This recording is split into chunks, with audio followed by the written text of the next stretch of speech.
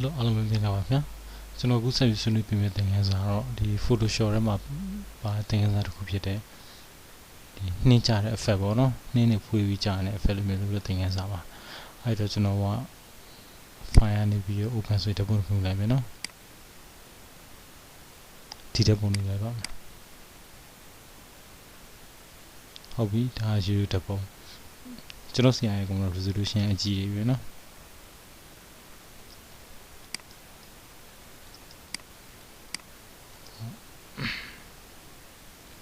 ဟုတ်ပြီအဲ့တော့ကျွန်တော်ကဒီတက်ပုံကိုထုတ်ဆက်နိုင် layer တစ်ခုပွားမယ် control J နဲ့ပွားမယ်ဒါမှမဟုတ်ဒီဟာလေးကိုအောက်ဆွဲချလိုက်လည်းရတယ်နော်ဒါဆိုကျွန်တော် layer ပွားပြီးသွားရင်အဲ့တော့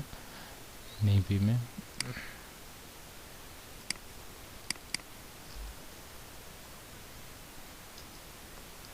စနူ background ပေါ့ဒါကတော့ကျွန်တော်က layer လေးကိုမှတ်ပြောင်းပေးရမှာနောက်ပိုင်းသင်ခန်းစာကြီးမြင်လာတဲ့ခါကျရင် layer တွေများလာမှာအဲ့တော့ကျွန်တော်ကဒီ layer တွေကိုမှတ်ထားဖို့လိုတယ်ပေါ့နော်အဲ့တော့ကျွန်တော်က layer တစ်ခုထပ်ပြီးခေါ်လိုက်မယ်အဲ့ဒီမှာဒါကကျွန်တော်ကဒီမူရင်း layer ကို duplicate လုပ်တယ်နော် duplicate လုပ်ပြီးကျွန်တော်ကဘာလုပ်မလဲဆိုတော့ layer အသစ်ထပ်ခေါ်မယ်ဘယ်ကခေါ်မလဲဆိုတော့ဒီအောက်မှာဒီနေရာလေးနော်အဲ့မှာကျွန်တော် layer အသစ်တစ်ခုထပ်ယူလိုက်မယ်ဟုတ်ပြီအဲ့ layer အသစ်ယူပြီးရင်ကျွန်တော်ကအဲ့ layer မှာကျွန်တော်ကအရောင်တစ်ခုထည့်မယ်ဘာထည့်မလဲဆိုတော့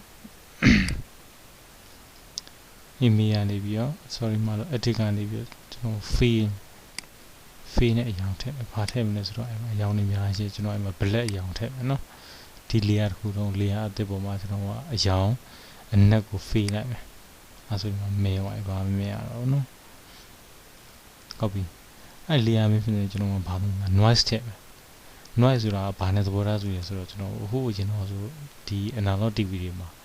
line တစ်ခုပြောက်သွားတယ် TV ချင်းနဲ့ TV line ပြတ်သွားဝါပြီးအဖြူမဲအဆက်တွေဖြစ်သွားပါဘောနော် noise ဆိုတော့နော်ဟုတ်ပြီအဲ့တော့ဘယ်နဲ့တော့ထည့်မလဲဆို filter ကနေပြီးတော့ noise အမ noise ထည့်မယ်နော်ဟုတ်ပြီ noise ဆိုတော့တရားဒီဟာပဲ noise ဆိုကျွန်တော်ဘယ်လောက်ထားမလဲဆိုတော့လို့တော့ကျွန်တော်150လောက်ထားလိုက်ပဲနော် noise ဆို150လောက်ထားလိုက်မယ်နောက်ပြီးရင်အဲ့မှာမှတော့ uniform လို့မျိုးကျွန်တော် new uniform မတော့ဘူးဘာသုံးလဲဆိုတော့ Gaussian သုံးမယ်နောက်ပြီး monochromatic ဆိုတာထည့်လိုက်မယ်နော်အဲဆိုတော့အရောင်ကနည်းနည်းပိုကျဒါတော့သူစီအခေါ်တွေပေါ့ဟုတ်ပြီ okay ပြလိုက်မယ်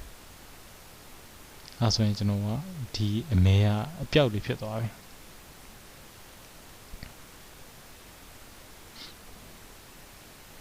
အဲ့တော့ဒီအမဲပြောက်လေးရမှာကျွန်တော်ကဘာလုပ်လဲဆိုတော့တော့ဗလာထည့်ထည့်မယ် filter ကနေပြီးတော့ဗလာနည်းနည်းလေးဗလာကိုနည်းနည်းလေးဝိုင်းဆုံးလေးပဲထည့်မှာနော် filter ဗလာမို့ဘာကြောင့်ထည့်ရဆိုကျွန်တော်ဒီ layer ပေါ်မှာနှင်းမှုန်လေးထည့်မှာအဲ့နှင်းမှုန်လည်းအများကြီးမဟုတ်နည်းနည်းဝါးဝါးလေးပဲဖြစ်စေချင်တာအဲ့တော့ဗလာနဲ့ဗလာမို့ထည့်မယ်နည်းနည်းဝါးဝါးအရင်မသိတာအောင်နော်အဲ့မှာကျွန်တော်ကဒီ nuance အမောင်ကများသေးတယ်များအောင်ကျွန်တော်ကဒီ nuance အမောင်ကိုပြန်လျှော့ဘယ်ကနေတော့လျှော့မလဲဆိုတော့ image ကနေပြီးတော့ adjustment အဲ့ဒီကနေပြီးတော့ level မှာကျွန်တော်ကဒီ nuance အမောင်ကိုတော့ပြီးလျှော့ဘယ်လိုလျှော့မလဲဆိုတော့ဒီထိဆုံးကနေပြီးအဓိကအဖြူမဲမှုံမပါပေါ်စင်တယ်နောက်ကအမေကျွန်တော်ကမလို့စင်အဲ့ခါကျတော့အဲ့ဘယ်လိုဖိထားမလဲကျွန်တော်100နဲ့ဟုတ်ပြီအဆက်လေးဖြစ်သွားရင်တော့အများကြီးမဟုတ်ဘူးအဲဒီဘက်ကလည်းကြာဒီဘက်ကလည်းကျွန်တော်150ထားကြည့်လိုက်တင်ကြည့်တော့200လောက်ထားကြည့်ဟုတ်ပြီအဆက်လေးကျွန်တော်ကဒီလိုမျိုးနှစ်ဆက်လေးပဲဒီကလိုချင်တာနော်အဲဆိုဒီ noise မှာကျွန်တော်ကနောက်ကဟိုဟာ short လိုက်တယ်အဖြူ message ကို short လိုက်တဲ့ခါကျအဆက်ကနည်းနည်းပဲကျွန်တော်နှင်းမှုန်နေရနော်အမှကျွန်တော်ကနှင်းမှုန်နေနေရင်ဘယ်လိုများကျွန်တော်ဒါကိုပြင်လို့ရတယ်အဲဆိုနှင်းမှုန်ရန်နေပါရင်နော်190ဆိုရင်190ဆိုရင်အမုံပူများတယ်150အမုံရန်များတယ်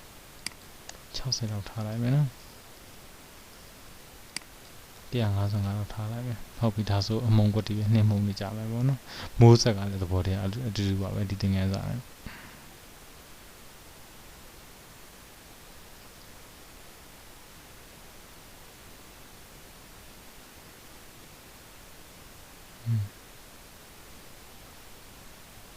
ဟုတ်ပြီအဲ့ဆိုကျွန်တော်ကဒီမှာအမုံနေရပြီနော်ပြီးရင်ကျွန်တော်ကဘာလုပ်မလဲဆိုဒီဟာကို screen ပြောင်းလိုက်မယ်ဒီ blended mode ရှိတယ် blended mode ဒီမှာနော်ဒီ blended mode ကဟောတာအမဲမလို့ screen ဆိုရင်သူကအကြည့်လေးဖြစ်သွားတာနော်ဒီနောက်ကအမဲမပါတော့ဒီ blending option နေပြီးတော့ screen ပြောင်းလိုက်ရလားမသိအဲ့ဆိုတော့အမုံလေးပေါ်သွားတယ်နော်ဒါအမုံရင်းလေးရဒီမှာအမုံလေးပေါ်သွားတယ်ဟုတ်ပြီအဲ့တော့ကျွန်တော်ကဒီ layer ကို duplicate လုပ်ဟုတ်ပြီနော် duplicate ပြန်မယ်လုပ်ပြီးတော့ဒီနှင်းမှုန်တွေကိုတကယ်နှင်းကြဆိုတော့အဲ့လိုမျိုးကြီးကြမနေဘူးတကယ်မလားလေတိုက်ရင်နှင်းလေးတွေကလွင်ပြီးဝါနေမယ်အဲ့တော့ကျွန်တော်ဘာလုပ်လို့ဆို filter ကနေပြီးတော့ဗလာနေပြီးကျွန်တော် motion ထည့် motion ဗလာနှင်းရတယ်ကြမယ်ကြရင်နှင်းနေရတယ်ဝါနေရမယ်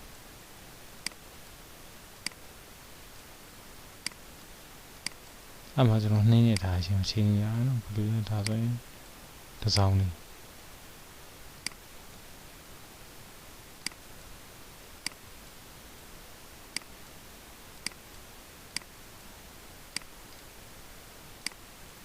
ဒါဆိုရမယ်နော် okay ပြီနော်ဟုတ်ပြီဒါဒီ layer မှာထည့်ချနောက် layer တစ်ခုကျွန်တော်ထပ်ပြီးပူးဒီ layer 2 copy ရနော်အပေါ်ဆုံးတင်လိုက်မယ်အဲ့ layer မှာကြာကျွန်တော်ကနောက်ထပ်နှင်းမှုန်လေးကိုဘယ်ဘက်ကိုထပ်ပြီးကြမယ်တော့မတူတဲ့ sorry မတူတဲ့ထားရှင်နှင်းမှုန်လေးတွေကြာနေရမှာနော်အဲ့ဒါမှလည်း UT ပို့ရှိမှာပေါ့ filter ဗလာ motion ဗလာဟုတ်ပြီအဲ့မှာကျွန်တော်ကခုနနှင်းမှုန်လေးဝတ်ထားရှင်ဒီပြင်ပြောင်းကြည့်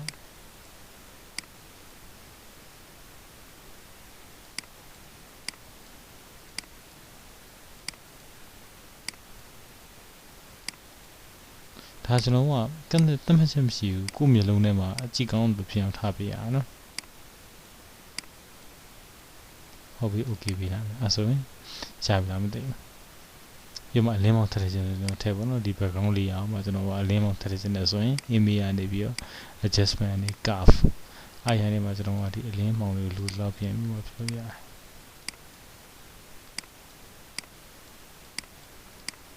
ဟုတ်ပြီကိုလူစင်းနေရတာပေါ့နော်ကျွန်တော်လောလောထားလိုက်ပြီနှင်းမှုန်လေးကိုအယောင်မြင်စေချင်လို့နော်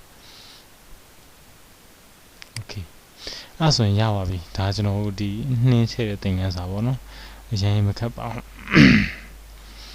နောက်ပြီးတော့နောက်ထပ်ကမှဒီ layer ကိုဟိုမှာဖြစ်စေချင်တယ်ဆိုရင်ကျွန်တော်က transform ကနေပြီး rotate ထားပြီးလို့ရတယ်ထားရပါကျွန်တော်ဒီဂျား layer တစ်ခုမှာ image ကနေပြီးတော့ transform ကနေပြီးတော့ဘာလို့မလဲဆိုကျွန်တော် rotate ထားလိုက်မယ်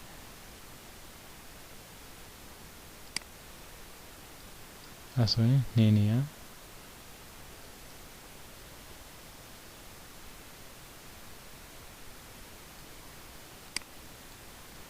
ရှားတော့ဒီသဘောတရားလေးပဲလေ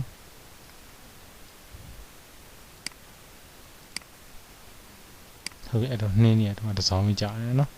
အဲ့လိုဖြစ်အောင်မျိုးစုံလုပ်လို့ရပါတယ်ကျွန်တော်ဒီအပေါ် layer တွေမျိုးစုံပြောင်းပြီးတော့လေနော်အဲ့တော့ဒီ layer သုံးပါဘာဖြစ်လို့ snow layer တွေပဲနော်အဲ့တော့ rename ပေးမယ် snow 1 snow 2 snow 3ဟုတ်ပြီဒါဆိုကျွန်တော်ကပြီးပါမယ်ဒီလောက်ဆိုရင်ရပါတယ်ဒါကျွန်တော် effect ကလေ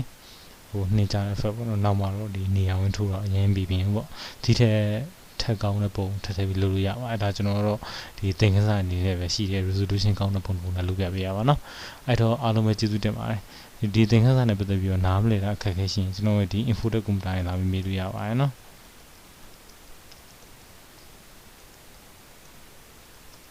ဖုန်းနံပါတ်က399908408484အဲ့မှာကျွန်တော်စီကိုလာပြီးမေးလို့ရပါတယ်နော်ဟုတ်အားလုံးပဲကျေးဇူးတင်ပါတယ်ခင်ဗျ